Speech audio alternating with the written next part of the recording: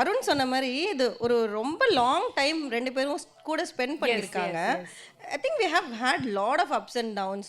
நிறைய சிச்சுவேஷன்ஸ் அவன் ஃபேஸ் பண்ணியிருக்கான். I think he was prepared for this journey. எனக்கு பிக் பாஸ் ரொம்ப ஓரளவுக்கு நான் ஹேண்டில் பண்ண முடியுதுன்னா அதுக்கான காரணம் பாரதி கண்ணம்மால நம்ம அந்த ஒரு எக்ஸ்பீரியன்ஸ் இருக்குல்ல. ஒரு ஒர்க் ஸ்பேஸில் எப்படி நடந்துக்கணும், ஒரு கூட நடிக்கிறவங்க கிட்ட எப்படி பேசணும், நம்ம பேசிக்காக நம்ம இதெல்லாம் வந்து நான் என்ன மோல்ட் பண்ணது வந்து பாரதி கண்ணம்மா. அதனுடைய வெளிப்பாடு தான் பிக் பாஸ்ல என்னால் ஒரு 98 நாள் உள்ளே இருக்க முடிஞ்சது. அப்படின்னா அதுக்கு இங்கே நான் மோல்டான விதம் தான் அது. அதுக்கு ஒரு காரணம் சார் தான்.